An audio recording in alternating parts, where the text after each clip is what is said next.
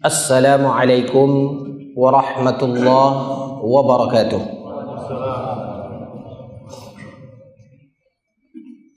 Alhamdulillahi ala ihsanih wa syukru lahu ala taufiqihi wa amtinanih. Ashhadu an la ilaha illallah ta'ziman li sya'nih wa ashhadu anna Muhammadan abduhu wa rasuluh ad-da'i ila ridwanih. Salawatullahi wa salamu alaihi wa ala alihi wa ashabihi wa man tabi'ahum bi ihsanin ila yaumiddin. Bapak dan Ibu, kaum muslimin wal muslimat rahimani Allah wa iyyakum. Sebelum kita membuka tema pembahasan pada subuh yang berbahagia ini, izinkan terlebih dahulu saya menyapa para nenek mama, dun sana, bundo kanduang,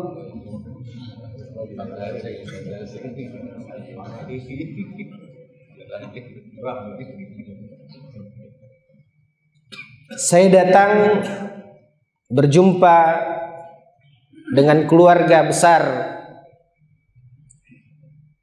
yang ada di Bali ini. Begitu juga saudara-saudara kaum muslimin dan yang lainnya, yang tidak ada kata yang bisa saya ucapkan selain apa yang dikatakan oleh kaum mukminin kepada saudaranya, ana uhibbukum fillah. Aku mencintai saudara-saudaraku seiman karena Allah Subhanahu wa taala. Mudah-mudahan pertemuan dan perjumpaan kita adalah pertemuan yang diberkahi oleh Allah Subhanahu wa taala. Dan mudah-mudahan ketika adanya pertemuan pasti kita akan bersua dengan perpisahan. Maka semoga perpisahan kita pun dijadikan oleh Allah perpisahan yang dirahmati. Bapak dan Ibu kaum muslimin wal muslimat yang semoga senantiasa dirahmati oleh Allah Subhanahu wa taala. Di berbagai tempat seringnya kita mendengarkan adanya slogan, adanya himbauan ketika disebarkan di antara masyarakat muslim, penolakan dan penentangan terhadap sebuah apa yang mereka sebut dengan ajaran, apa yang mereka namakan dengan gerakan yang mereka sandarkan dan mereka istilahkan dengan istilah Wahabi. Berbagai kerancuan mulai disebarkan, berbagai penjelasan yang kadang-kadang hanyalah tidak lebih dari berupa tuduhan yang selalu ditanamkan di pandangan kaum muslimin, sehingga lebih tepatnya ikhwatal iman, istilah dan penjelasan tentang apa itu Wahabi bisa kita katakan adalah pembunuhan karakter terhadap dakwah yang dibawa, panji yang dikibarkan oleh Syekh Muhammad bin Abdul Wahhab bin Sulaiman At-Tamimi rahimahullahu ta'ala, salah seorang ulama yang beliau bukanlah orang yang membawa sebuah ajaran dan faham tertentu yang dicetuskannya dari pemikiran, dari sudut pandang pribadi ataupun kelompok tertentu. Sebenarnya dakwah Syekh Muhammad bin Abdul Wahhab bin Sulaiman At-Tamimi An-Najdi adalah dakwah untuk mengajak kaum muslimin kembali kepada dasar agama, yaitu Al-Quran dan Sunnah Nabi Sallallahu Alaihi Wasallam. Karena inilah dakwah Islam. Karena dakwah yang disampaikan oleh Syekh Muhammad bin Abdul Wahhab adalah dakwah yang mengajak kaum muslimin kepada langkah dan jalan yang telah dilalui dan ditempuh oleh Rasulullah dan para sahabat. Itulah dakwah yang kita namakan dengan dakwah Islam. Bukan dakwah kepada pribadi, bukan dakwah kepada kelompok, bukan mengajak manusia menjadi pendukung Syekh Muhammad bin Abdul Wahhab At-Tamimi ini. Maka sebelum kita melihat secara terperinci kaum muslimin yang dimuliakan oleh Allah tentang apa dan bagaimana dakwahnya Syekh Muhammad bin Abdul Wahhab ini yang kemudian dikaburkan oleh sebagian orang dengan istilah Wahabi, maka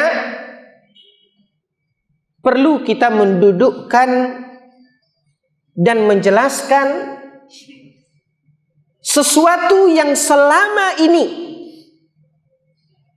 menjadi permintaan utama kita di dalam kehidupan kita. Yang kita maksudkan ikhwatal iman, kaum muslimin yang dimuliakan oleh Allah, di dalam setiap rakaat salat kita selalu kita meminta kepada Allah, ihdinas siratal mustaqim. Kalau kita ibaratkan permintaan dan harapan kita kepada Allah agar Allah tunjukkan kepada kita siratal mustaqim,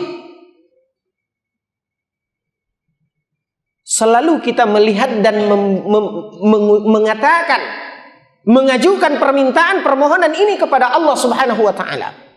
Seorang muslim tidak kurang dari 17 kali dalam seharinya dia meminta kepada Allah, ihdinas siratal mustaqim. Bahkan kalau kita lihat, begitu nyinyirnya kita meminta kepada Allah agar Allah tunjukkan kepada kita jalan yang lurus ini. Tidak pernah berhenti dan tidak pernah bosan seorang mukmin senantiasa meminta kepada Allah, ihdinas siratal mustaqim. Nah, kaum muslimin yang dimuliakan oleh Allah, ketika seseorang meminta, maka seharusnya, seyogianya dia mengerti dan faham apa yang dia minta. Ketika kita meminta kepada Allah Subhanahu wa taala, ihdinas siratal mustaqim, apa siratal mustaqim ini? Apa jalan yang lurus ini? Maka kita katakan dari apa yang difirmankan oleh Allah Subhanahu wa taala di dalam lanjutan surat Al-Fatihah ini, Allah Subhanahu wa taala menjelaskan, siratal ladzina an'amta 'alaihim. Jalan yang lurus yang kita pinta kepada Allah Subhanahu wa taala adalah jalan yang telah ditempuh oleh orang-orang yang Allah telah berikan anugerah karunia kepada mereka. Orang-orang yang Allah Subhanahu wa taala telah karuniakan kepada mereka nikmatnya. Maka inilah siratal mustaqim. Maka inilah jalan yang lurus yang senantiasa kita minta kepada Allah Subhanahu wa taala. Maka muncul pertanyaan setelah itu, kaum muslimin yang dimuliakan oleh Allah, siapa orang-orang yang Allah berikan karunia kepada mereka? Siapa orang-orang yang dikatakan alladzina an'amta alaihim? Karunia apa yang telah Allah curahkan kepada mereka? Apakah mereka orang-orang yang bergelimang dengan harta? Apakah mereka orang-orang yang dipandang dengan kedudukan dan jabatannya? Dan apakah ini yang kita namakan dengan karunia di dalam ayat yang mulia ini? Maka kaum muslimin yang dimuliakan oleh Allah, datang penafsiran dari firman Allah tabaraka wa ta'ala di dalam surat An-Nisa. Ketika Allah menjabarkan orang-orang yang Allah berikan curahan nikmat kepada mereka ini, dikatakan oleh Allah di dalam ayat di surat An-Nisa, minalladzina an'amallahu alaihim minan nabiyyina was-siddiqina wasyuhada was-salihin. Dijelaskan oleh Allah di dalam ayat di surat An-Nisa ini bahwasanya orang-orang yang dimaksudkan oleh Allah sebagai orang yang Allah curahkan nikmat kepada mereka, siapa mereka? Tidak lain dan tidak bukan adalah minan nabiyyin. Maksudnya adalah kalangan para nabi. Dan tentu dalam barisan nabi, dalam barisan para nabi, tentu yang terdepan adalah nabi kita Nabi Muhammad sallallahu alaihi wasallam. Lalu kemudian siapa lagi? Was-siddiqin, orang-orang yang siddiq. Dan tentu dalam barisan para siddiqin, tentu yang terdepan di sana adalah sosok Abu Bakar As-Siddiq, seorang sahabat Nabi sallallahu alaihi wasallam yang digelari dengan As-Siddiq. Lalu kemudian Allah Subhanahu wa taala melanjutkan wasyuhada, para syuhada, para pejuang yang gugur dalam membela agama Allah Subhanahu wa taala. Namun kalau kita lihat di antara para syuhada, ada orang yang dikatakan dari lisan Nabi yang mulia, di mana Nabi ini tidak berbicara dengan hawa nafsunya. Apa yang diucapkan oleh Nabi, in huwa illa wahyun yuha, apa yang diucapkan oleh Nabi adalah wahyu yang telah diwahyukan kepada beliau.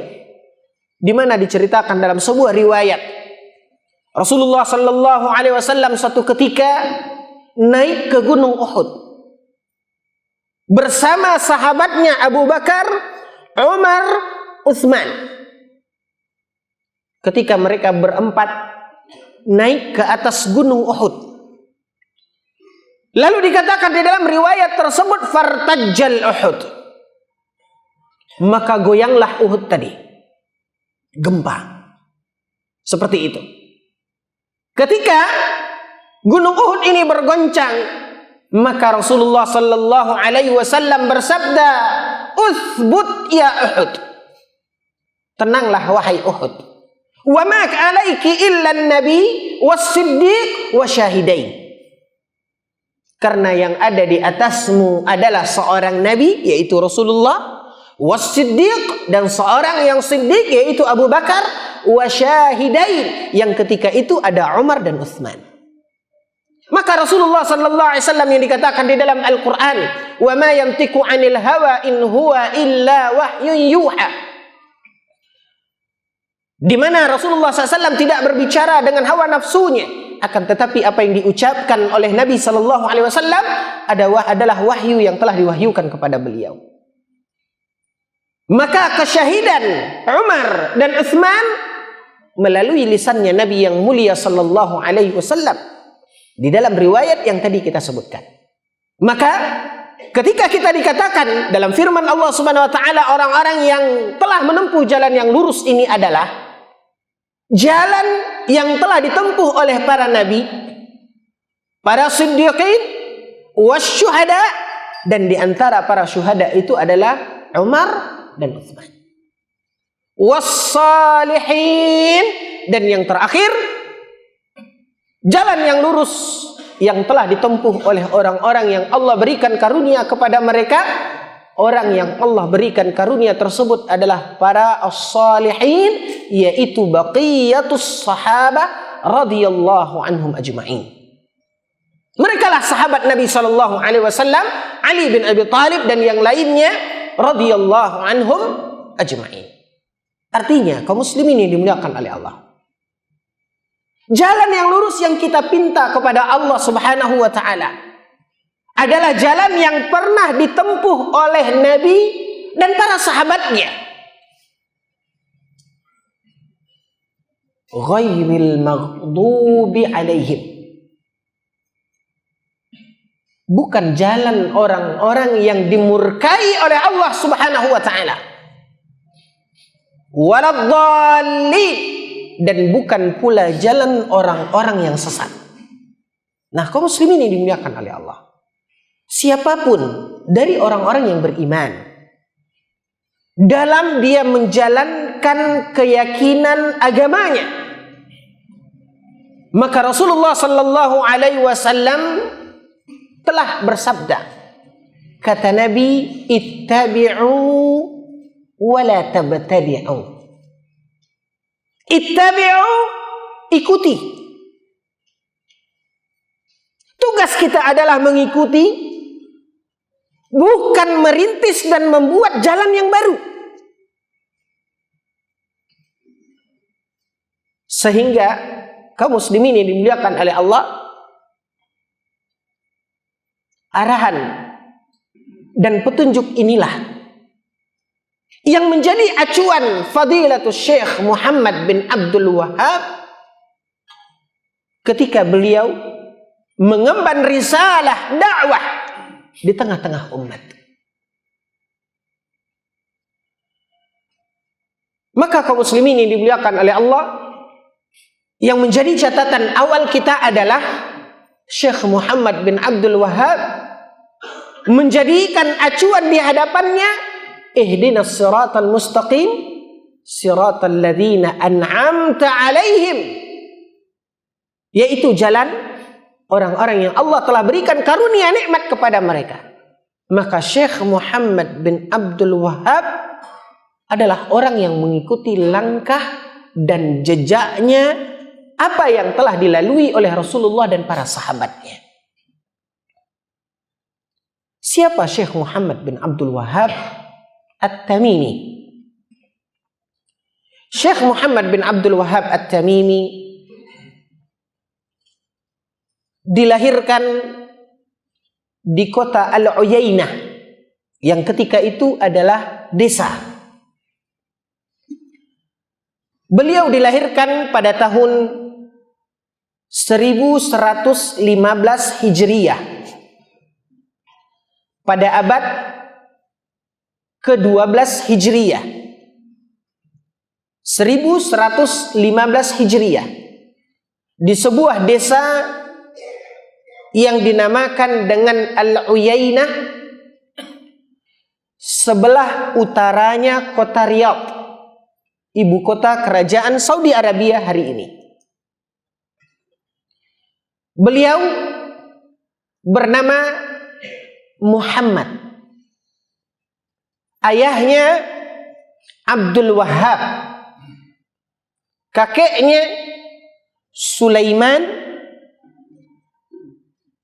ayah kakeknya Ali, dan sukunya dari suku At-Tamimi, salah satu suku yang terkenal di wilayah An-Najd, wilayah Riyadh dan sekitarnya. Secara umum, wilayah Jazirah Arabiyah ini dibagi-bagi kepada beberapa wilayah. Ada yang namanya wilayah diistilahkan dengan Najd, Riyadh dan sekitarnya. Kemudian ada wilayah Mekah, Madinah, Jeddah. Itu wilayah yang berbeda. Kemudian ada wilayah yang dinamakan dengan Syam, Irak, sebagian Irak, Syria, Ya, dan ada wilayah yang disebut dahulunya dengan istilah Yaman yang sekarang sudah terpecah-pecah. Ada Oman, ada Yaman. Begitulah gambaran geografis sejarah Jazirah Arabia. Maka Syekh Muhammad bin Abdul Wahhab ini terlahir di sebuah desa yang bernama Al-Uyainah yang berjarak lebih kurang 70 km sebelah utaranya kota Riyadh, ibu kota kerajaan Saudi Arabia. Ayahnya Abdul Wahhab adalah seorang qadhi di daerah tersebut Al-Uyainah. Maka sejak kecil Syekh Muhammad bin Abdul Wahhab ini telah disibukkan di dalam lingkungan ilmu. Maka beliau dianugerahkan oleh Allah Subhanahu wa taala menguasai, menghafal dan membaca Al-Qur'an pada usia dini. Hingga akhirnya beliau pun belajar dengan ayahnya sendiri Abdul Wahhab selaku seorang qadhi di Al-Uyainah. Kemudian beliau semasa masih kecilnya dibawa oleh ayahnya menunaikan ibadah haji ke kota Mekah. Maka di kota Mekah Syekh Muhammad bin Abdul Wahhab belajar dengan ulama yang ada di kota Mekah. Setelah pelaksanaan ibadah haji, beberapa lama beliau berada di kota Mekah, maka beliau pun singgah dan berziarah ke kota Nabi sallallahu alaihi wasallam Al-Madinah. Maka beliau duduk beberapa lama di kota Madinah menuntut ilmu kepada para ulama yang ada di kota Madinah. Sampai akhirnya beliau pun kembali ke daerahnya Al-Uyainah dan di sanalah beliau mengembangkan ilmu yang telah beliau serap dari guru-gurunya, baik di Uyainah sendiri dari ayah beliau Abdul Wahhab dan juga para ulama yang ada di kota Mekah, dan ilmu yang berhasil beliau kumpulkan dari lisannya para ulama di Madinah. Maka kembalilah beliau ke Al-Uyainah, mulai melihat kondisi dan keadaan dari masyarakat yang ketika itu kaum muslimin yang dimuliakan oleh Allah telah banyak terjadinya pengaburan terhadap ajaran agama Islam. Telah banyak dan munculnya orang-orang yang mengagungkan kubur. Telah banyak bermunculan orang-orang yang berlebih-lebihan di dalam memuji orang-orang saleh, mengagungkan kuburan-kuburan dan tempat-tempat yang mereka anggap keramat. Lalu disinilah kembalinya Syekh Muhammad bin Abdul Wahhab mengajarkan dan membuka penjelasan-penjelasan tentang bagaimana orang-orang yang Allah karuniakan nikmat ini, yaitu Rasulullah dan para sahabatnya radhiyallahu ma'ajma'in di dalam menjalankan agama. Maka dijelaskan apa yang disabdakan oleh Nabi salawatullahi wasallamu alaihi dalam sebuah hadis yang sahih. Kata Rasulullah sallallahu alaihi wasallam, la tuturuni kama atratin nasara ibna Maryam. Kata Rasulullah sallallahu alaihi wasallam, janganlah kalian berlebih-lebihan di dalam memujiku, kata Rasulullah. Kita tahu pujian kepada Rasulullah sallallahu alaihi wasallam adalah sesuatu yang dianjurkan. Inna Allah wa malaikatahu yusalluna 'alan nabi. Jangankan kita, Allah dan para malaikat bersalawat kepada Nabi sallallahu alaihi wasallam. Ya ayyuhalladzina amanu sallu 'alaihi wa sallimu taslima. Wahai orang-orang yang beriman, bersalawatlah dan ucapkanlah salam kepada Nabi sallallahu alaihi wasallam. Maka ini adalah ajaran Al-Quran. Hanya saja ketika mengaplikasikan salawat dan salam serta pujian kepada Nabi sallallahu alaihi wasallam, tidak dibatasi dengan apa yang telah digariskan oleh Nabi sallallahu alaihi wasallam. La tuturuni, jangan berlebih-lebihan kata Nabi. Sebagaimana berlebih-lebihannya orang-orang Nasara di dalam memuji Isa anak Maryam. Faqulu inni Abdullah wa rasuluh. Maka katakanlah, sesungguhnya aku ini adalah hamba. Aku bukan Tuhan. Aku bukan pencipta langit dan bumi. Aku bukanlah seperti yang mereka katakan. Seolah-olah Nabi SAW mengatakan demikian. Aku bukanlah seperti yang mereka katakan. Bihi tanfarijul uqadu. Yang dengan Nabi Muhammad SAW tanggalnya segala duka dan kesedihan. Nabi SAW adalah seorang manusia yang patah giginya, berdarah kakinya, kena panah pipinya.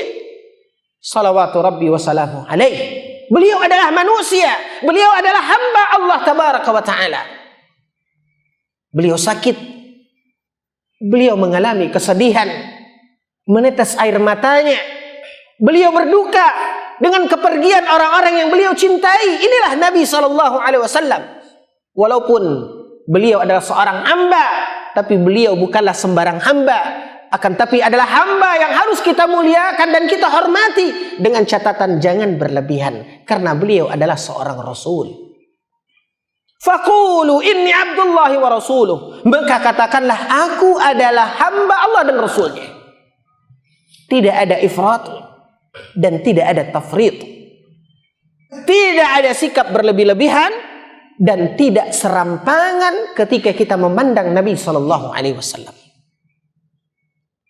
Melihat kondisi ini, maka Syekh Muhammad bin Abdul Wahhab menjelaskan di dalam dakwahnya kepada kaum muslimin apa yang ada di dalam Al-Quran dan hadis Nabi SAW.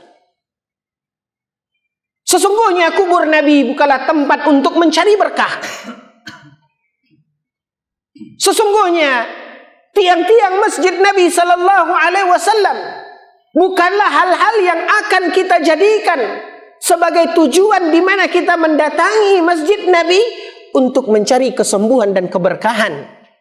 Sesungguhnya sisi-sisi Ka'bah al-Musyarrafah adalah makhluk, dan begitu juga Hajar Aswad di antara sudutnya Ka'bah dikatakan oleh Umar ibn al-Khattab, dan inilah jalannya yang dia tempuh semasa hidupnya. Apa kata Umar ibn al-Khattab?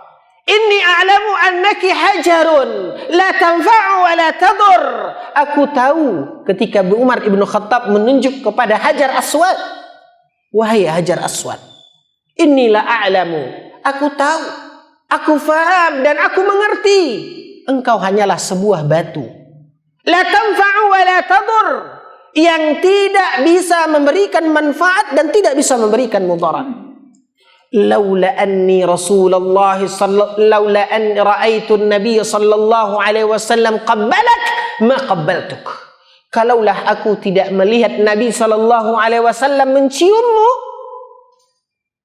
yaitu Hajar Aswad, ma qabbaltuk, maka aku tidak akan menciummu.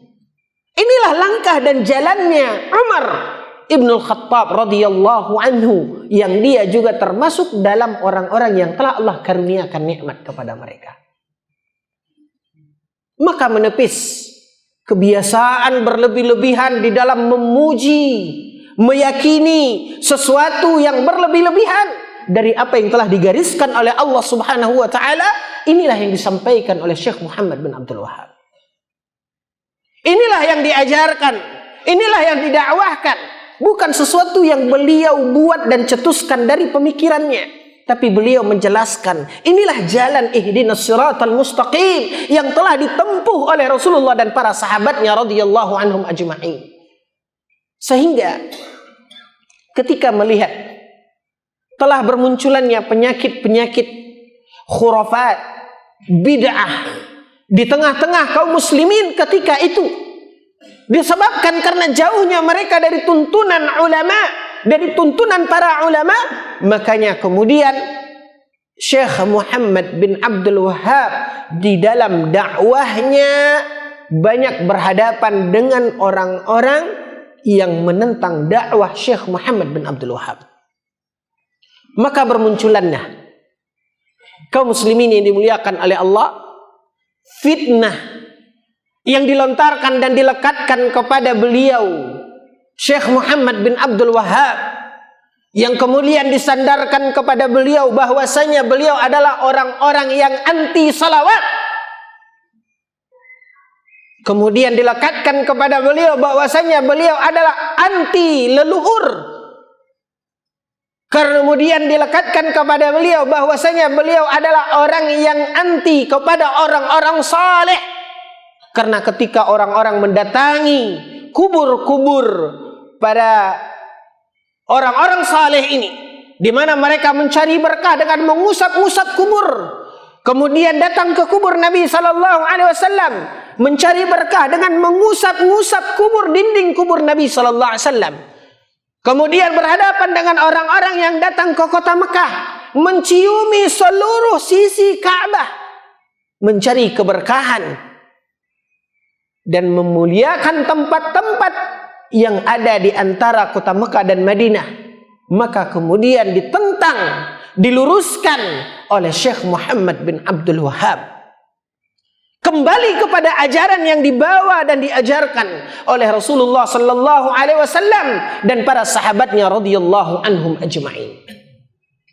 Makanya kaum muslimin yang dimuliakan oleh Allah, tuduhan-tuduhan, fitnah yang dilekatkan oleh orang-orang yang menentang dakwahnya Syekh Muhammad bin Abdul Wahab, pada dasarnya sebagaimana dijelaskan oleh Syekh Abdul Aziz bin Abdullah bin Baz, bahwasanya al-a'da'u ala thalathati ahwal.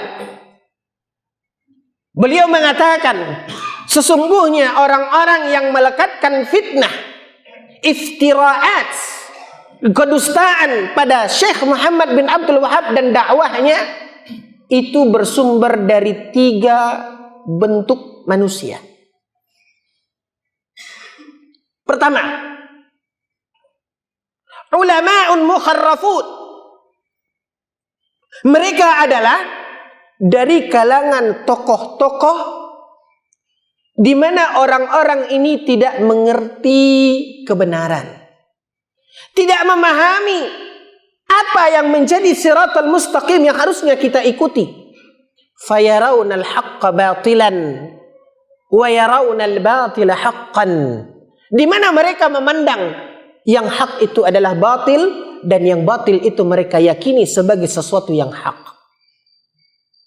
Inilah yang terjadi kaum muslimin yang dimuliakan oleh Allah, sehingga kemudian mereka melontarkan tuduhan-tuduhan kepada Syekh Muhammad bin Abdul Wahab dikarenakan mereka memahami jalan yang berbeda. Justru mereka menganggap bahwasanya itu adalah keberkahan. Justru mereka menganggap bahwasanya inilah adalah tempat-tempat yang keramat. Ini adalah kuburan orang-orang saleh yang seharusnya kita jadikan tempat untuk kita mencari berkah. Maka inilah keyakinan mereka. Nah, secara otomatis ketika keyakinan dan amal mereka ini berusaha diluruskan oleh Syekh Muhammad bin Abdul Wahab kepada jalan yang pernah ditempuh oleh Rasulullah dan para sahabat, otomatis mereka akan menjadi penentang. Yang kedua, yaitu ulama-ulama atau tokoh-tokoh yang mereka tidak faham, hanya ikut-ikutan dan tidak mengerti apa dan bagaimana dakwahnya Syekh Muhammad bin Abdul Wahab. Sama dengan kita kaum muslimin yang dimuliakan oleh Allah, ketika disampaikan kepada kita ada si fulan, namanya si A, dia itu mengatakan, melarang orang-orang untuk bersolawat misalnya. Ada orang-orang yang mengatakan bahwasanya si A ini, dia mengatakan bahwasanya orang-orang yang melakukan maksiat, Orang-orang yang ada di tempat-tempat maksiat itu lebih mulia daripada orang-orang yang mereka melakukan zikir bersama-sama di masjid. Ketika disampaikan kepada kita dengan demikian tanpa adanya klarifikasi, maka ini akan menuntun kita ke sebuah asumsi paradigma yang keliru. Ibaratnya kaum muslimin yang dimuliakan oleh Allah seperti orang buta yang diminta keterangan penjelasan tentang apa itu gajah. Maka dia hanya memandang, menjelaskan sesuai apa yang terpegang oleh dia. Ketika dijelaskan dan itu yang dia tahu, maklumat yang ada pada dirinya tanpa ada sikap dan langkah untuk klarifikasi, cross check, maka dia pun bersuara dan menjelaskan sesungguhnya gajah itu hewan tipis, bergerak-gerak seperti kipas, karena yang kepegang kupingnya. Inilah gambaran kaum muslimin yang dimuliakan oleh Allah. Dan inilah realita kaum muslimin. Hanya mendengar tanpa dia mengklarifikasi, lalu pun dia bersuara. Dan inilah kelompok yang kedua.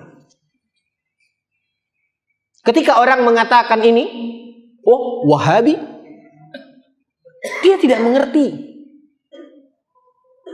Fahamkah dia apa yang diistilahkan Wahabi jika dikatakan bahwasanya istilah Wahabi ini dilekatkan kepada Syekh Muhammad bin Abdul Wahhab, yang sebetulnya kaum muslimin yang dimuliakan oleh Allah, ketika dikatakan istilah Wahabi yang kalau kita lekatkan kepada dakwah Syekh Muhammad bin Abdul Wahhab, ini adalah istilah kalau seseorang tahu maka dia akan tersenyum, miris hatinya. Orang bodoh kok ngomong. Ya. Kenapa kita katakan demikian? Karena kalau yang dia maksudkan dakwah Syekh Muhammad bin Abdul Wahhab, yang kemudian pergerakan dakwah beliau ini seiring sejalan dengan para umara sehingga berdirinya kerajaan Saudi Arabia, berbimbingan tangan antara ulama dan umara sehingga terbentuknya kerajaan Saudi Arabia oleh Imam Ali Saud sebagai seorang umara, sehingga kemudian mereka berjalan berdampingan menyebarkan dakwah dan mengukuhkan kekuatan kaum muslimin yang ada di saat itu. Sehingga sampai hari ini kaum muslimin yang dimuliakan oleh Allah, kondisi ini terus berjalan. Dari keturunan Ali Saud sampai kepada raja kerajaan Saudi Arabia hari ini, Malik Salman bin Abdul Aziz Ali Saud, sebagai pengganti raja kerajaan Saudi Arabia yang baru saja wafat, yaitu Malik Abdullah bin Abdul Aziz Ali Saud. Ini di sisi pemerintahannya.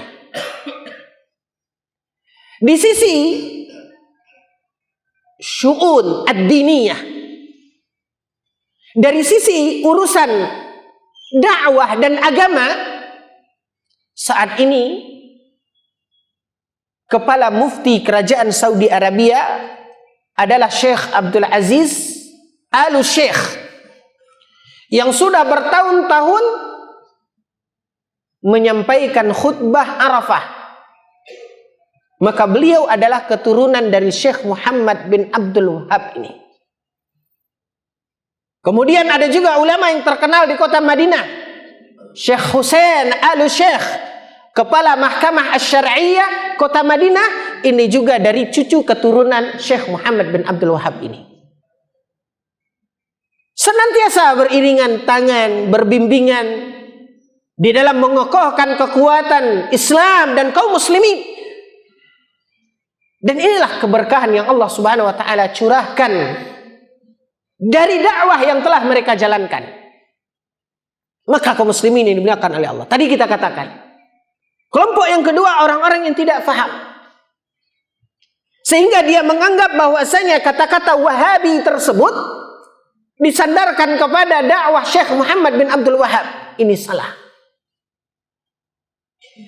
Karena ketika dikatakan gerakan itu atau dakwah itu dinamakan dengan dakwah Wahabi, itu artinya disandarkan kepada Abdul Wahab. Sementara yang mengibarkan panci dakwah ini bukan Abdul Wahabnya, tapi Muhammad. Maka ini salah kaprah. Harusnya kalau disandarkan kepada dia, karena namanya Muhammad. Abdul Wahab itu ayahnya. Ayahnya Qadhi Uyainah. Dan sandaran kepada pergerakan ini yang dicetuskan oleh Syekh Muhammad ini tidak tepat kalau itu dinamakan dengan Wahabi. Seharusnya dinamakan Muhammadi. Dan kenapa tidak dinamakan Muhammadi? Ini juga pengkaburan. Karena kalau dikatakan dakwah Muhammadi, benar. Pertama dari sisi penisbatan, yang kedua nisbat kepada Nabi Muhammad sallallahu alaihi wasallam. Nah, kaum muslimin ini dimuliakan oleh Allah. Ini kelompok yang kedua. Enggak tahu, ya mau diam. Aja ngomong. Kaum muslimin ini dimuliakan oleh Allah. Yang ketiga, yang pertama, tadi orang-orang yang memang bertentangan. Artinya mereka tersinggung.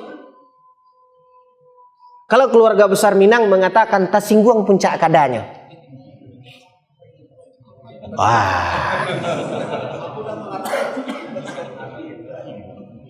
Yang kedua, orang yang tidak paham, tidak mengerti. Pokoknya itulah Pak. Orang yang tidak paham, tidak mengerti, tapi dia bersuara.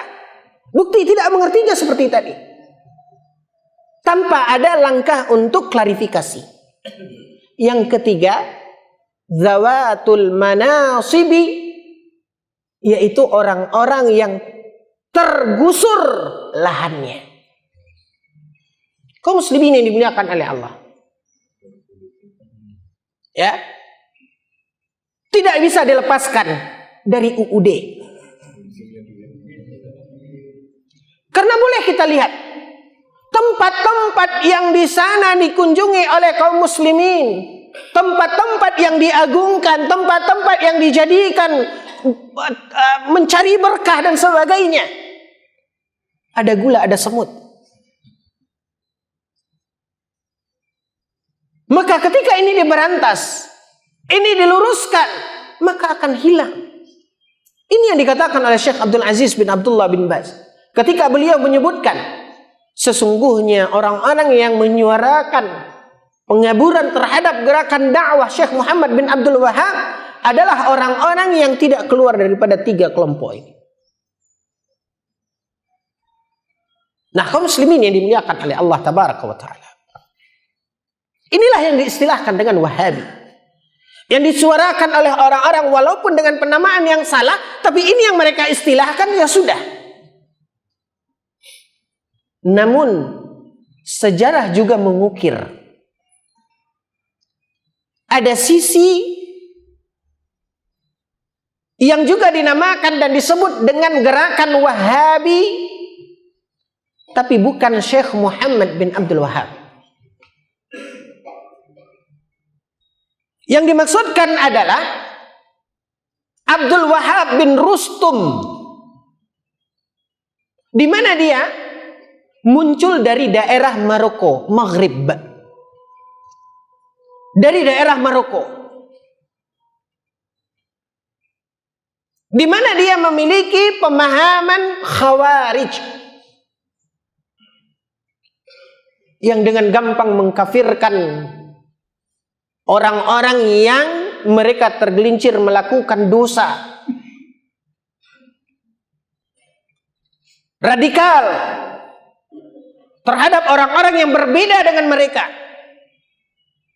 Maka disinilah muncul Abdul Wahhab Ar-Rasibi, Abdul Wahhab bin Rustum ini, sehingga kemudian dia pun berjalan mengembangkan pemahamannya dan menghancurkan apapun yang tidak setuju dengannya.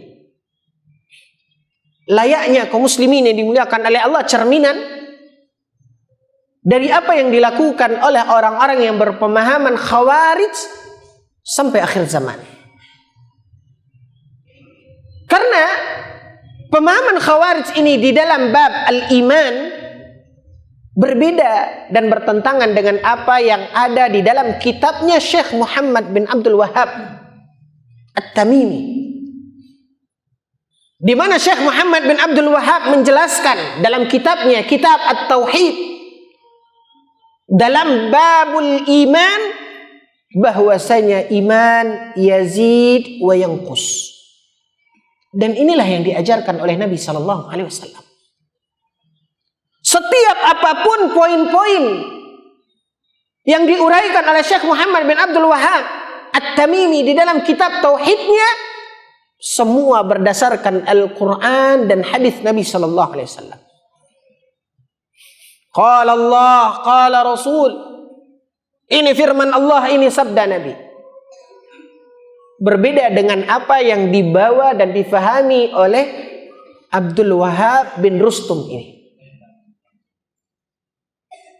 di mana mereka meyakini, dan ini adalah dasar akidahnya Khawarij, di mana mereka meyakini al-iman syai'un wahid la yatajazza. Iman itu hanya satu, antara hitam dan putih. Kalau tidak iman, berarti kafir. Maka orang-orang yang mereka berbuat dosa, maksiat, maka mereka sama dengan orang-orang kafir yang harus dibumi hanguskan, yang harus dihancurkan. Dan inilah pemahaman radikal, pemahaman Khawarij yang mengkafirkan kaum muslimin. Berangkat dari keyakinan mereka yang sangat bertolak belakang dengan keyakinan dan akidahnya Syekh Muhammad bin Abdul Wahhab At-Tamimi. Maka kaum muslimin yang dimuliakan oleh Allah, langkahnya adalah hendaknya seorang mukmin kembali kepada ilmu, kembali kepada arahan para ulama.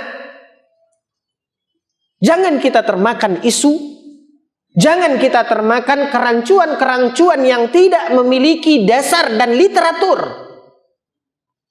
Karena Islam, seorang mukmin adalah orang yang memiliki kaidah-kaidah ilmiah sebagaimana ditegaskan oleh Allah Subhanahu wa taala di dalam Al-Qur'an, ya ayyuhalladzina amanu in ja'akum fasiqun binaba'in fatabayyanu. Wahai orang-orang yang beriman, jika datang kepada kita suatu kabar dan berita dari orang-orang yang tidak jelas, orang-orang fasik, fatabayyanu, maka tabayyun, cross check terlebih dahulu, benar atau tidak.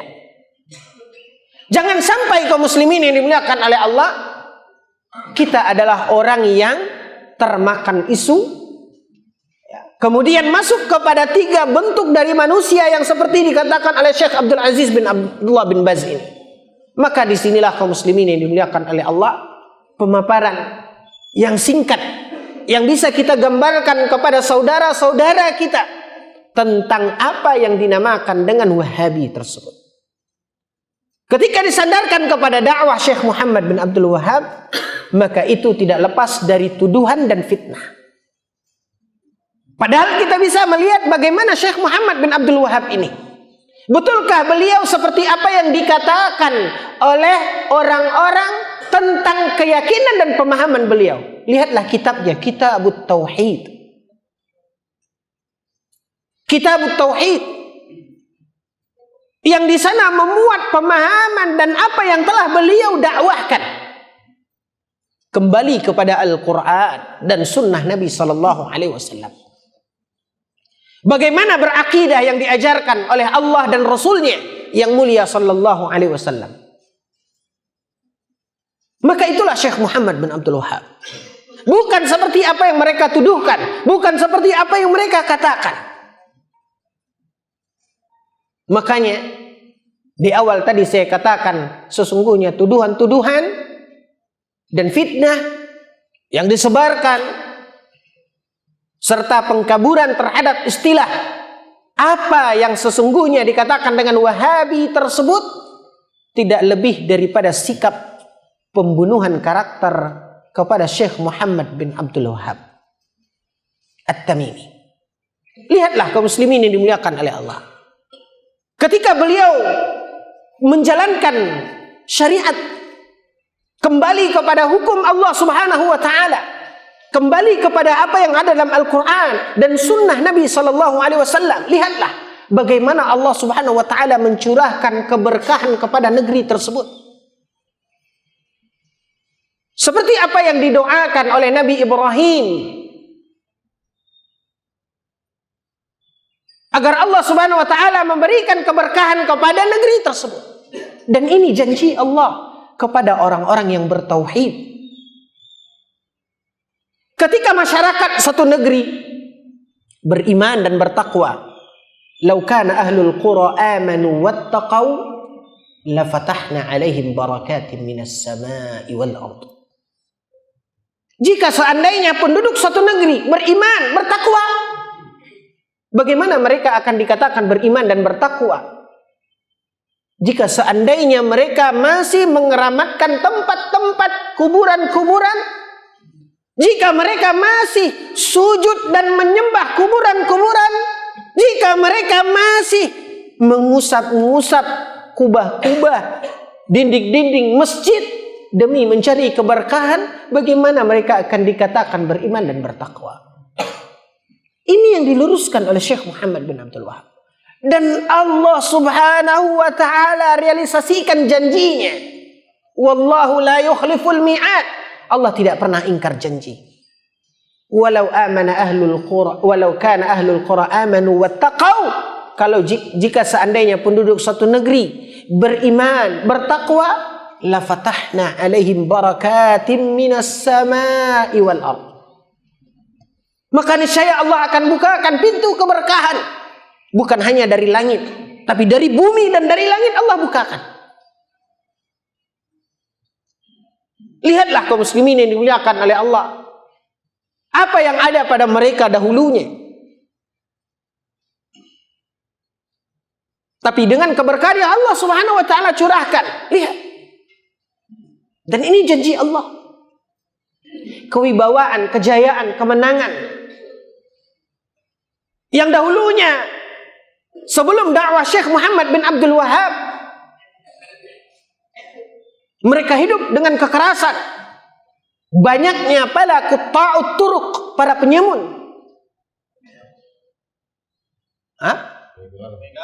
Kalau kurang sangar, Pak. Kalau begal itu mainannya cuma motor, berapa sih harganya? Moyangnya begal. Nah, kaum muslimin yang dimuliakan oleh Allah tabaraka wa taala, ketika mereka diarahkan dengan tauhid, lihat apa yang Allah Subhanahu wa taala curahkan bagi mereka. Kegelisahan, ketakutan, kegalauan, semua. Bagaimana mereka di zaman dahulu tertindas? Apa kata Allah di dalam surat An-Nur ayat 55? Wa'adallahu alladhina amanu minkum la yastakhlifannahum fil ardi kama istakhlafa alladhina min qablihim wa la yumakkinanna lahum dinahum alladhi irtada lahum wa la yubaddilannahum min ba'di khaufihim amna. Allah berjanji, kata Allah, orang-orang yang beriman, di mana Allah akan jadikan mereka penguasa, berwibawa, sebagaimana berkuasanya orang-orang sebelum mereka. Wala yumakkinanna lahum dinahum alladzi irtada lahum, dan Allah kokohkan, Allah mantapkan bagi mereka agama mereka, yaitu agama yang telah Allah ridhoi. Wala yubaddilannahum min ba'di khaufihim amna, dan Allah Subhanahu wa taala gantikan kecemasan, ketakutan yang selama ini menyelimuti mereka, Allah ganti dengan rasa damai dan aman. Ini adalah karunia. Ini adalah anugerah yang bisa dipetik ketika kita menanam dua pokok. Apa dia? Ya'budunani la yusyrikuna bi syai'a. Pokok yang pertama adalah tauhid, yang kedua adalah menjauhi kesyirikan. Dan inilah yang ditanam, sehingga berbuah keberkahan yang Allah Subhanahu wa taala janjikan. Maka inilah dia kaum muslimin yang dimuliakan oleh Allah, sekilas tentang siapa Syekh Muhammad bin Abdul Wahhab tersebut. Dan khususnya orang-orang tokoh-tokoh terkenal, para leluhur Nini Mama dan Dun Sana kita di IKMS ini. Para ulama kita seperti Tuanku Imam Bonjol, kemudian Haji Piobang, Haji Miskin,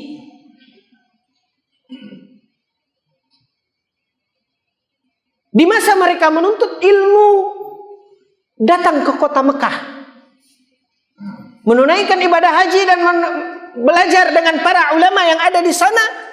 Setelah zamannya Syekh Muhammad bin Abdul Wahhab ini.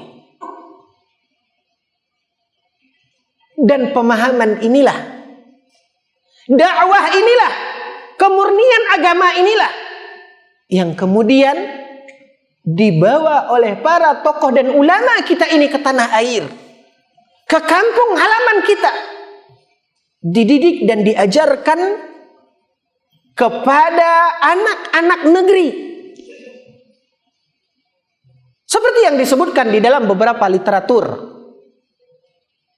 Maka kaum muslimin yang dimuliakan oleh Allah, jika seandainya secara tidak sengaja kita pun termasuk orang yang terombang-ambing dengan gelombang fitnah Wahabiyah secara kesukuan, berarti kita juga telah mencap dan mencoreng wajah para ulama kita seperti Tuanku Imam Bonjol, Haji Miskin, dan para ulama yang di zaman mereka. Rahimahullahu ta'ala, rahimahumullahu ta'ala. Semoga Allah Subhanahu wa ta'ala merahmati kita, dan semoga Allah Subhanahu wa ta'ala merahmati mereka para ulama kita. Maka kaum muslimin, para hadirin wal hadirat yang dimuliakan oleh Allah Subhanahu wa ta'ala, ketika kita kenal dan kita mendengar istilah dan ungkapan tentang Wahabi ini, maka ada dua kemungkinan. Jika yang dimaksudkan kekejian yang dilontarkan terhadap istilah Wahabi ini disandarkan kepada Syekh Muhammad bin Abdul Wahhab, maka ini adalah pertama istilah yang keliru. Dan kalaupun itu dipaksakan sehingga disandarkan kepada Syekh Muhammad bin Abdul Wahhab, itu tidak lebih dari fitnah dan tuduhan. Karena sesungguhnya Syekh Muhammad bin Abdul Wahhab adalah orang yang menyuarakan dakwah, pokok bahasan kita pertama, kepada meniti ihdinas siratal mustaqim. Bukankah itu yang kita minta? Bukankah itu yang selalu, bahkan tadi saya istilahkan, nyinyir kita meminta kepada Allah? Dari dulu, dari kita belajar kecil kita sampai hari ini tidak pernah kita berhenti. Ihdinas siratal mustaqim. Nah, sekarang di hadapan kita ditunjukkan. Maka ketika adanya celaan-celaan dan fitnah yang disandarkan kepada Syekh Muhammad bin Abdul Wahhab, itu tidak lebih dari fitnah wal iftiraat. Tidak lebih dari fitnah dan tuduhan.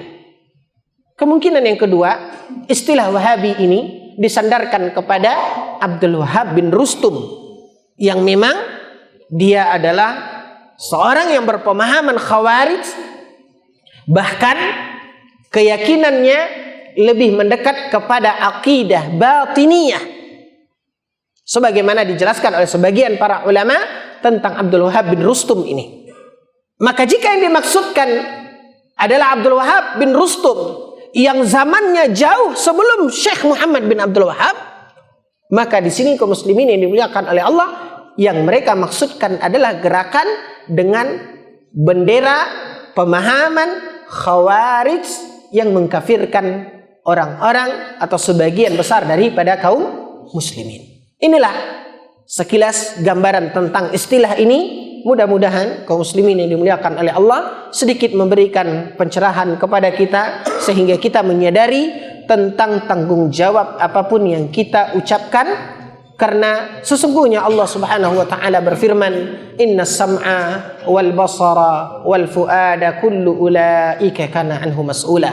Sesungguhnya penglihatan, pendengaran kita dan hati kita, munculnya loyalitas dan antipati di dalam diri kita, wala wal bara, ini semua akan kita pertanggungjawabkan di hadapan Allah Subhanahu wa taala. Ini mungkin yang bisa saya sampaikan. Wa sallallahu ala nabiyina Muhammad wa ala alihi wa sahbihi wasallam. Alhamdulillahi rabbil alamin. Silahkan kalau ada pertanyaan.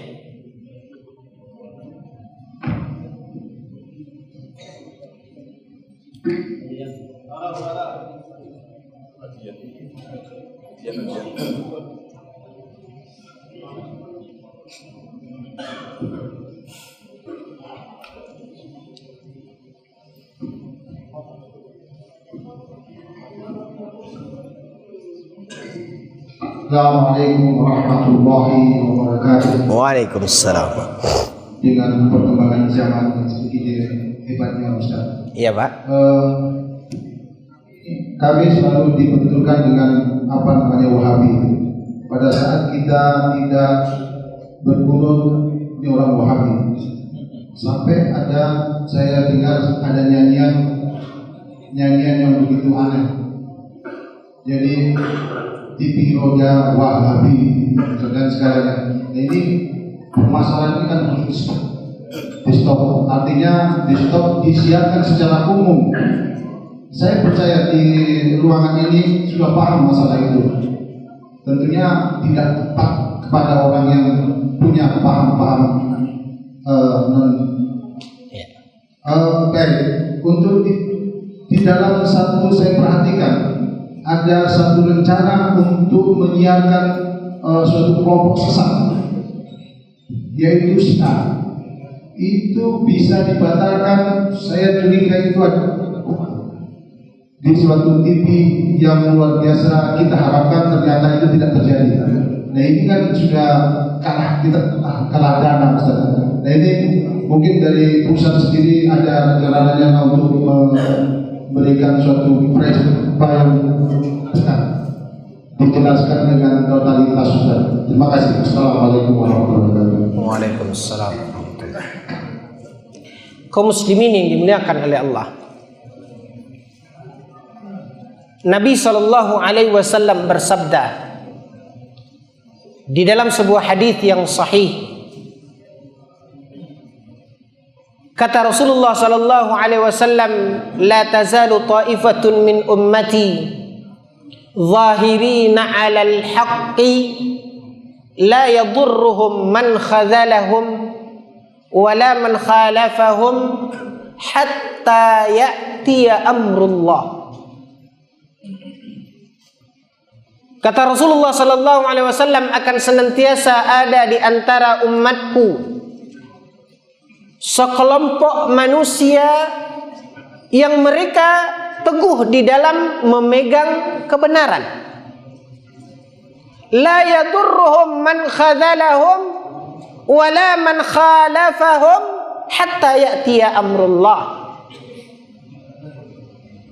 Mereka tidaklah tergoyahkan bagaimanapun orang-orang berusaha menjatuhkan mereka sampai datang hari kiamat. Kaum muslimin yang dimuliakan oleh Allah, kalau kita lihat pembunuhan karakter melekatkan istilah-istilah sehingga orang-orang diarahkan untuk berpikiran negatif, ini adalah sunnatullah. Ketika dikatakan kita tidak melakukan ini lalu dicap Wahabi, ketika dikatakan ini mungkin Bapak, akan muncul kemudian istilah-istilah yang lain. Yang namanya lidah tak bertulang. Seseorang bisa saja mengatakan dan melahirkan istilah-istilah yang lain.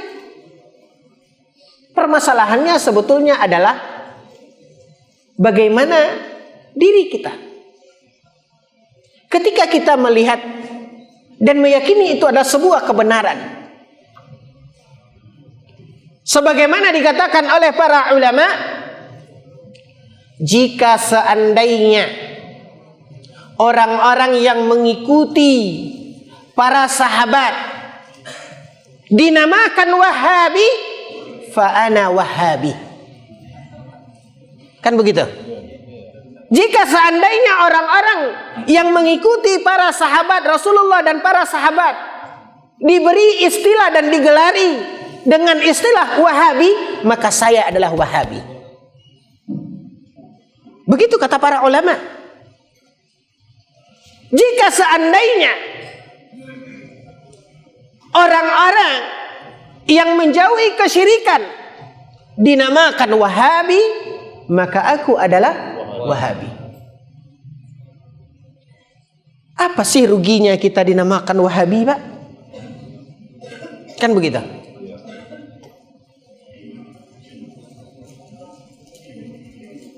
Inti perjalanan hidup kita adalah meniti jalan yang lurus. Makanya saya awali gerbang pembahasan kita dari yang tadi.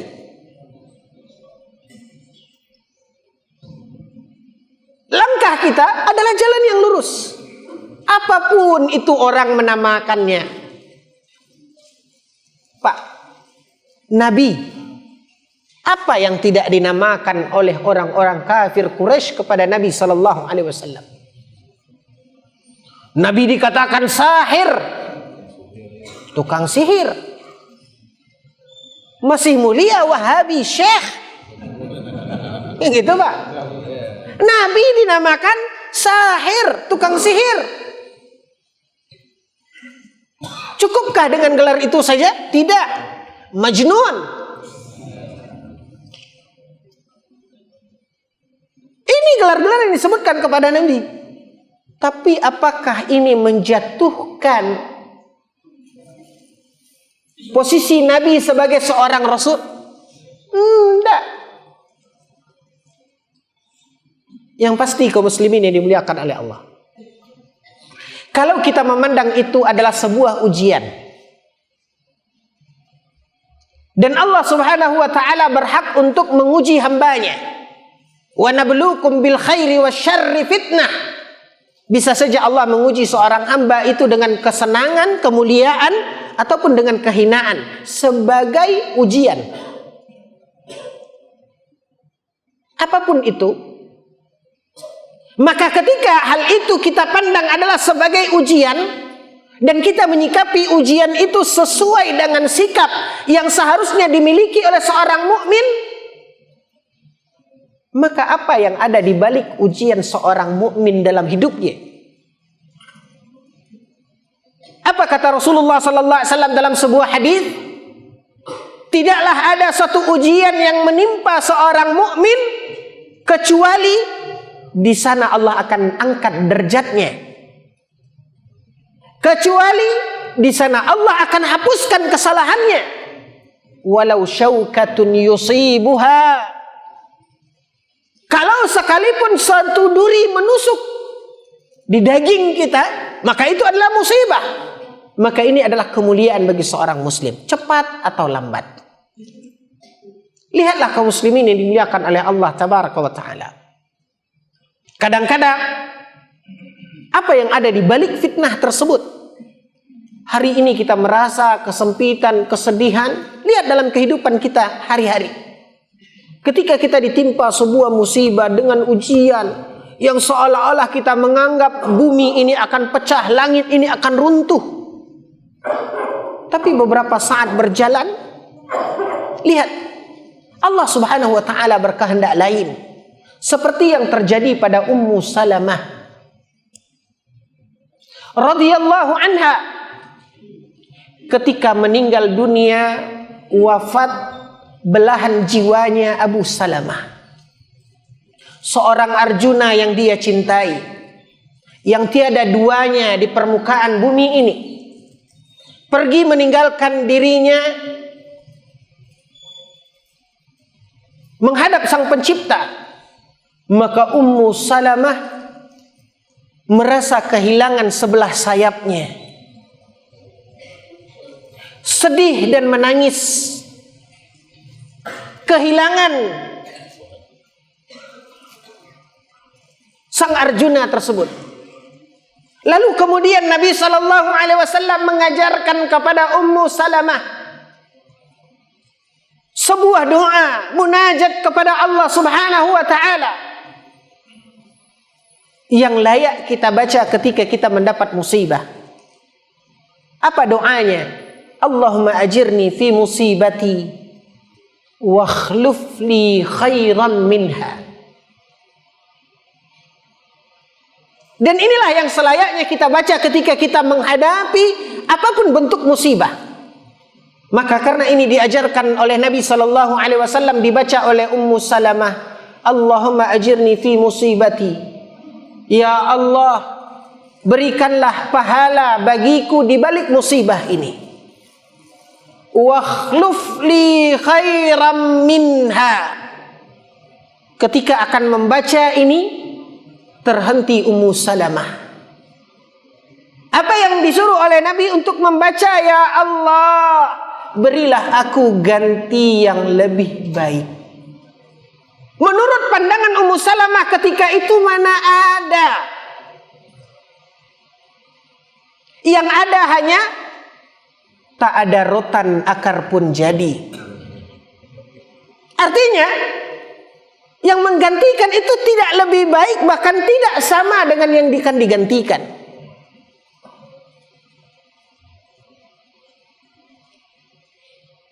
Maka Ummu Salamah pun tetap membaca doa yang diajarkan oleh Nabi ini, walaupun rasanya mungkin itu adalah mustahil. Seperti ayat yang kita bacakan di salat subuh tadi. Kisah tentang Nabi Zakaria, anna yakunu li ghulam wa kanat imraati aqira wa qad balaghtu minal kibari atiya. Mana mungkin, kata Nabi Zakaria, aku bisa punya anak, istriku mandul, aku sudah tua. Sebagaimana Maryam ketika dikhabarkan dia akan memiliki anak, Maryam pun mengatakan, anna yakunu li ghulamu wa lam yamsasni basharu wa lam aku baghiya. Bagaimana aku bisa punya anak? Suami saja tidak punya, aku bukan wanita yang gampangan. Apa jawab Allah? Huwa alayya hayyin. Tidak ada yang sulit bagi Allah. Hal itu mudah bagi Allah Subhanahu wa ta'ala. Sebagaimana Allah jawab doanya Ummu Salamah. Ketika dia berdoa menghadapi ujian musibah yang ada di hadapannya, dia berdoa kepada Allah, ya Allah, gantikanlah untukku yang lebih baik.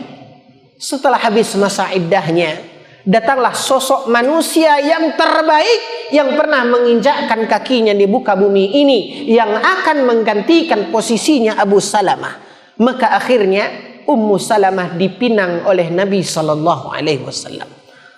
Dikabulkan doa Ummu Salamah sebagaimana yang dimunajatkannya ketika dia ditimpa musibah. Maka kaum muslimin yang dimuliakan oleh Allah, pandanglah fitnah-fitnah di dalam dakwah itu, celaan-celaan di dalam dakwah sebagai musibah. Yang pasti di balik musibah itu ada hikmahnya. Sadar atau tidak, ketika disuarakan celaan-celaan, dilekatkan nama-nama yang akhirnya tumbuh fobi di masyarakat dengan istilah dan nama tersebut, sebenarnya kaum muslimin yang dimuliakan oleh Allah, apa yang di-share di jaringan sosial tentang dikatakan TV ini Wahabi, anti salawat, anti begini, kaum muslimin yang dimuliakan oleh Allah, pihak stasiun televisi, Raja TV, Insan TV tak butuh iklan untuk publikasi. Mereka yang share, mereka yang sewa artisnya tanpa pajak, tanpa biaya. Hikmah yang Allah Subhanahu wa taala berikan. Seorang ulama, Syekh Muhammad bin Jamil Zaino, hafizahullah taala, menceritakan di salah satu tulisan beliau ketika beliau masih berada di daerah Syam sebelum hijrahnya ke kota Mekah. Sekarang beliau mengajar di sekolah Darul Hadis Al Khairiyah yang ada di kota Mekah. Beliau menceritakan bahwasanya ada seorang tokoh ulama di daerahnya selalu bercerita Wahabi. Dia mengatakan ini, mereka begini. Suatu saat Syekh Jamil Zaino yang ketika itu masih belajar, beliau mengambil bukunya Syekh Muhammad bin Abdul Wahab ini. Hampir tidak ada satu pertemuan kajian pun kecuali gurunya tersebut, ulama ini berbicara tentang Wahabi, menanamkan kerancuan terhadap apa yang diistilahkan dengan Wahabi ini. Lalu dia katakan Muhammad bin Abdul Wahab begini. Setelah itu kata Syekh Muhammad bin Jamil Zaino, dia pun mengambil bukunya Syekh Muhammad bin Abdul Wahab ini, lalu disobekkan kulitnya. Artinya nama pengarangnya tidak ada. Tidak ada lagi yang namanya Muhammad bin Abdul Wahab. Maka diberikan kepada gurunya. Ketika Syekh itu membaca buku Tauhid, Masya Allah, Allahu Akbar, ada hak, ini adalah kebenaran, ini dia. Lalu setelah dia lihat, dia bolak-balik, ini buku siapa? Masya Allah bukunya. Lalu dikeluarkanlah kulitnya. Nih kulitnya. Inilah yang terjadi kaum muslimin yang dimuliakan. Ketika kita tidak tahu, kita bersuara, kita berbicara sesuai apa yang sampai kepada kita, yang kita tidak sadar kerancuan itu telah tertanam dalam diri kita dan itu yang kita sebarkan. Ternyata coba lihat, Allah Subhanahu wa taala memiliki hikmah di balik apa yang ada di dalam kehidupan kita. Maka berhusnudzan kita kepada Allah Subhanahu wa taala, yang pasti ketika kita yakin itu adalah sebuah ajaran yang ada dalam Al-Qur'an dan hadis Nabi sallallahu alaihi wasallam, addu 'alaiha bin nawajid. Gigit dengan geraham kita. Pegang itu kuat-kuat. La yadurruhum man khadalahum wala man khalafahum. Tidak akan menggoyahkan orang-orang yang menentang mereka atau orang-orang yang menghinakan mereka dengan berbagai cara.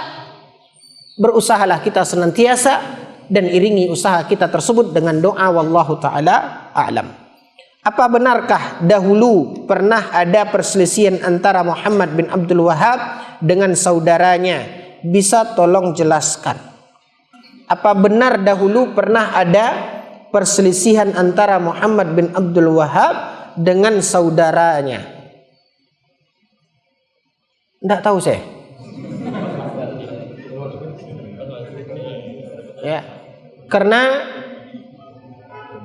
permasalahan munculnya dakwah Syekh Muhammad bin Abdul Wahab ini, kaum muslimin yang dimuliakan oleh Allah, itu dijadikan satu kurikulum mata kuliah di Universitas Madinah. Ada mata kuliah namanya Tarikh Al-Mamlakah, sejarah berdirinya kerajaan Saudi Arabia, dan salah satunya tentu tidak lepas dari membicarakan kemuliaan dan keutamaan dakwah Syekh Muhammad bin Abdul Wahab. Ya. Perselisihan apa yang dimaksudkan dan siapa saudaranya Syekh Muhammad bin Abdul Wahab yang dimaksudkan? Allah taala alam. Saya tidak pernah membaca literatur tentang masalah itu dan memang saya tidak tahu kalau itu ada perselisihan. Tapi yang pasti, ya, yang pasti sebagaimana dikatakan di dalam pepatah Minang, tasingguang ketika naik, talantuang dek katurun, itu adalah suatu hal yang biasa di dalam kehidupan. Kalaupun itu ada perselisihan, ya, berbunyinya antara sendok dengan piring ketika makan, itu wajar, Pak. Ya, kalaupun itu ada, tapi wallahu taala alam, apa yang dimaksudkan? Yang saya khawatirkan ini juga celah di mana akan mengatakan bahwasanya dia adalah orang yang Syekh Muhammad bin Abdul Wahab ini adalah orang yang suka bermasalah dan yang lainnya gitu. Wallahu taala alam. Saya tidak tahu tentang masalah ini, wala nuzakki 'alallahi ahad. Ya, bukan maksud kita mengatakan menganggap seseorang itu suci, tidak. Makanya saya katakan tadi, ya, perseteruan, kemudian permasalahan dalam hidup itu adalah suatu hal yang wajar. Ya, tapi apakah ini akan menjadi celaan dan menjatuhkan kedudukan beliau? Wallahu taala alam. Saya tidak tahu. Baik, ada lagi, Pak? Atau sarapan kita lagi? Silakan, Pak. Yang terakhir.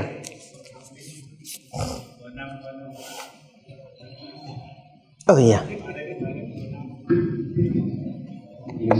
Ya. Sebelumnya mohon maaf kalau mungkin di majelis ini ada saudara-saudara kita yang dari masjid tanpa ada maksud untuk mendiskriminasi. Jadi saya pernah mendapatkan satu penjelasan mengenai sejarah dari Kiai Hasyim Asy'ari yang pernah belajar di Mekah dengan salah seorang tokoh ulama dari Minang yang berpengaruh Wahabi.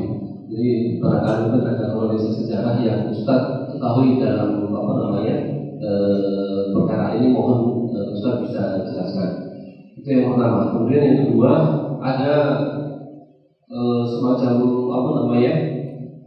tarik menarik atau klaim istilah Ahlussunnah wal Jamaah, yang mana ada pertanyaan dari saudara kita yang sangat cukup betul mengaku dirinya sebagai Ahlussunnah wal Jamaah. Sejak kapan Wahabi, sejak kapan Salafi itu ngaku-ngaku Ahlussunnah wal Jamaah? Ini pun juga perlu adanya satu klarifikasi. Terima kasih. Kaum muslimin yang dimuliakan oleh Allah tabaraka wa taala, ya, pada poin di mana masa berkembangnya dakwah Syekh Muhammad bin Abdul Wahab pada abad ke-12 Hijriyah, yang tadi sengaja saya kaitkan dengan sosok para ulama, khususnya yang tadi kita sebutkan dari tanah Minang, dari ranah Minang. Ini sebetulnya hanyalah sebuah contoh. Sebuah contoh yang kita jadikan dari orang yang ada di hadapan kita. Tujuan ketika kita mengatakan ungkapan tadi tidak lain dan tidak bukan adalah agar kita melihat tokoh-tokoh ulama kita ketika mereka belajar setelah masanya Syekh Muhammad bin Abdul Wahhab, itu tidak lepas dari mereka telah mengecap pendidikan dan masa keemasan dakwah Syekh Muhammad bin Abdul Wahhab ini. Siapapun itu. Apalagi setelah berkembangnya sarana dan kemudahan fasilitas, kemudian dakwah ini pun membuka kesempatan yang selebar-lebarnya buat kaum muslimin di seluruh penjuru dunia untuk mereka menuntut ilmu yang ditanggung oleh pemerintah kerajaan Saudi Arabia tanpa ada keterikatan. Maka inilah yang kita maksudkan. Jadi apapun kaum muslimin yang dimuliakan oleh Allah tabaraka wa ta'ala, lihat ketika tokoh-tokoh ulama kita yang mereka menuntut ilmu setelah zamannya Syekh Muhammad bin Abdul Wahhab, mau tidak mau pasti dia telah terdidik, dibentuk berazaskan dakwah ini. Inilah yang terjadi. Tinggal kita lihat masanya.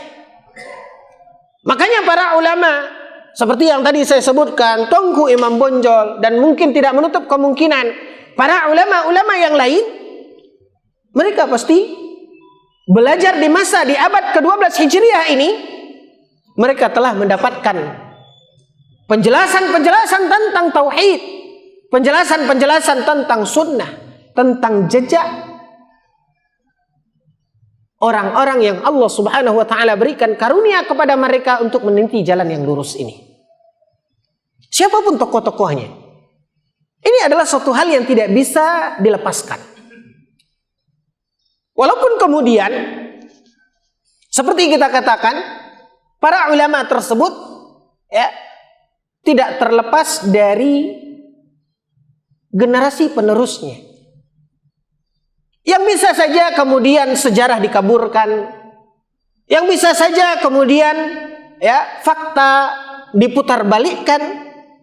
Ini adalah suatu hal yang sering terjadi dalam kehidupan dan pertukaran zaman. Inilah yang terjadi. Permasalahan yang kedua, istilah tarik-menarik untuk menempelkan label Ahlus Sunnah wal Jamaah. Kaum muslimin yang dimuliakan oleh Allah tabaraka wa ta'ala, sesuatu itu tidak diukur dengan label dan nama, tetapi sesuatu itu diukur dengan hakikat.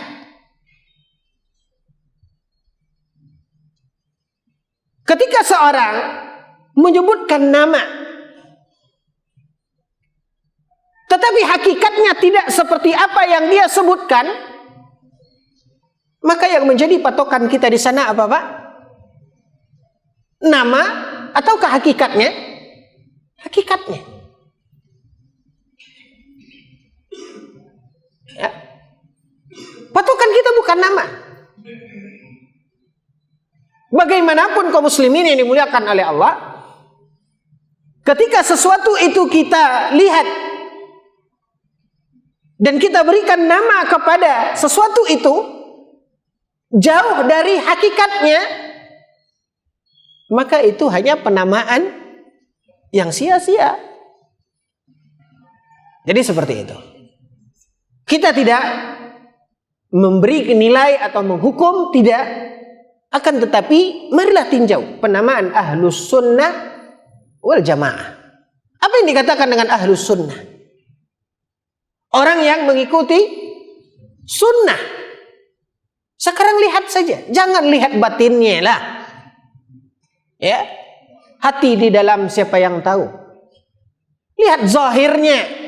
Adakah sunnah? Layakkah dikatakan ahlus sunnah? Tinggal kita melihat. Lihat dari sisi amal zahirnya. Nanti dulu amal batinnya. Lihat zahirnya. Adakah yang dia amalkan itu dasarnya dari sunnah? Maka sesuatu diukur bukan dengan nama, tapi sesuatu diukur dengan hakikat.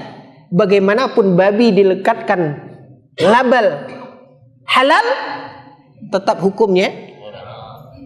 Bagaimanapun air putih dicopot labelnya,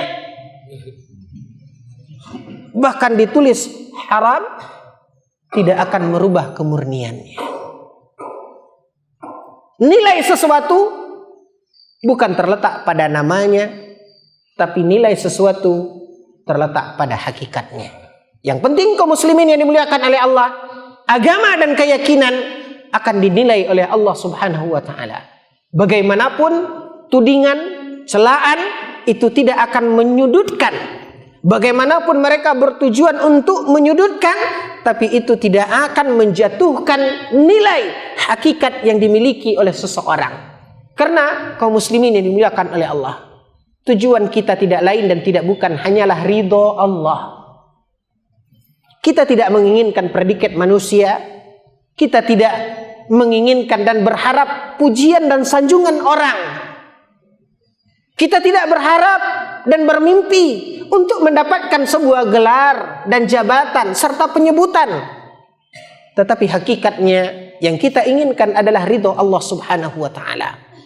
Seorang ustadz menukilkan, ada orang mengatakan, kaum muslimin yang dimuliakan oleh Allah, seringnya kita disibukkan dengan ada orang mengistilahkan ini, ada orang mengistilahkan itu. Kenapa kita disibukkan dengan itu?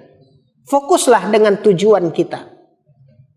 Ada orang mengatakan, sebenarnya kijang lebih kencang larinya dari serigala.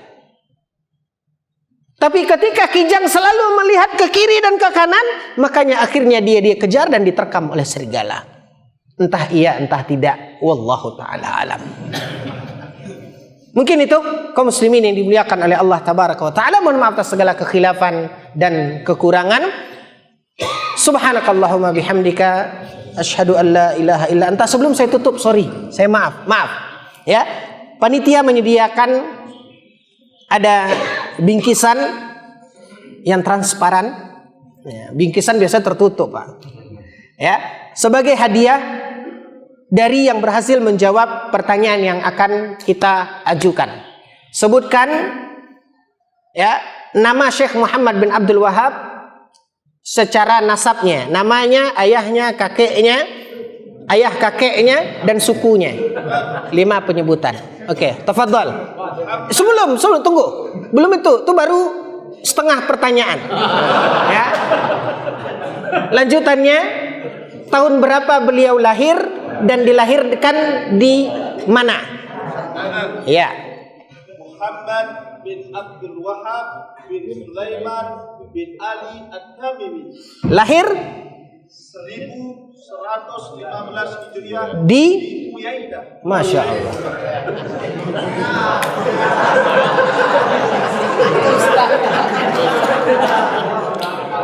Ini saya curiganya pegawai dinas kependudukan di Riyadh. Jazakumullahu khair. Ya. Pertanyaan berikutnya. Ya.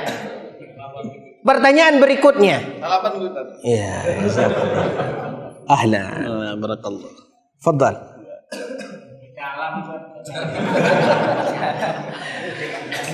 Baik, pertanyaan berikutnya.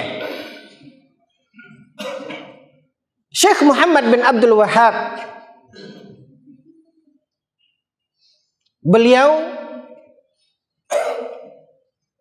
bisa kita lihat bagaimana agama Syekh Muhammad bin Abdul Wahab ini tentu dari peninggalannya. Salah satu peninggalan besar beliau adalah kitab Tauhid. Bukan itu pertanyaannya. Kaum muslimin yang dimuliakan oleh Allah, siapa yang tahu 2 kitab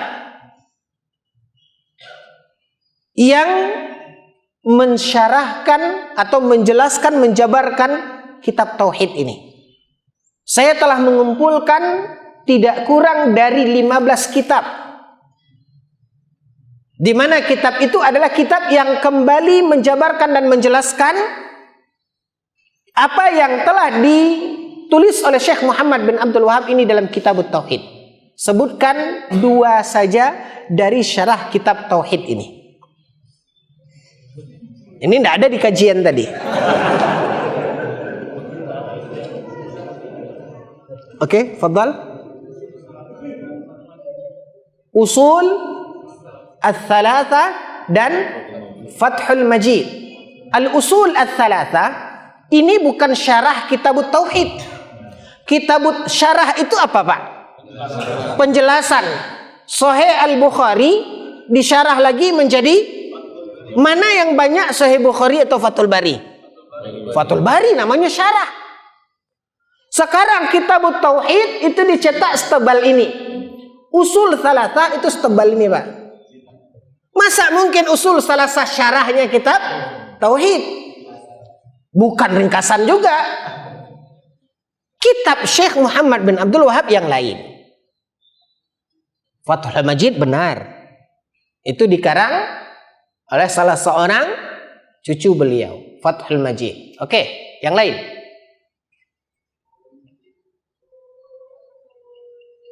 Al-Qaulul Mufid ala Kitab Tauhid, la ba'sa. Terus 1. I'anatul Mustafid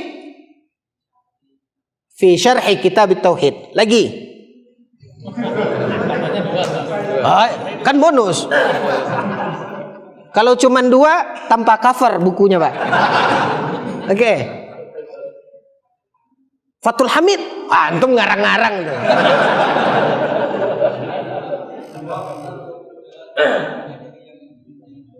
Hah? Banyak. Al-Qaulul Mufid fi syarhi Kitab Tauhid. Karangan siapa? Syekh Muhammad bin Shalih Al-Utsaimin. Masya Allah. Ya, terus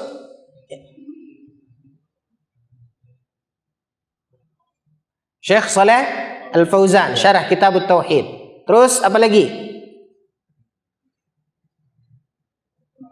Kalau antum bisa menyebutkan 15 sudah 3-3-nya ambil sama antum.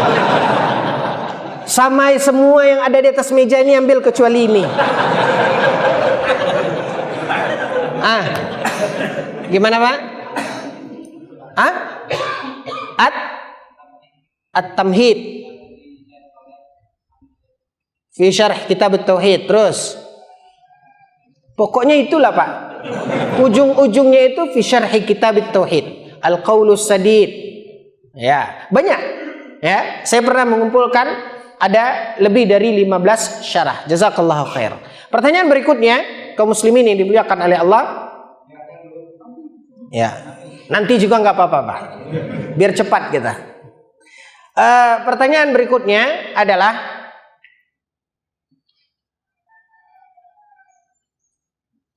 sebutkan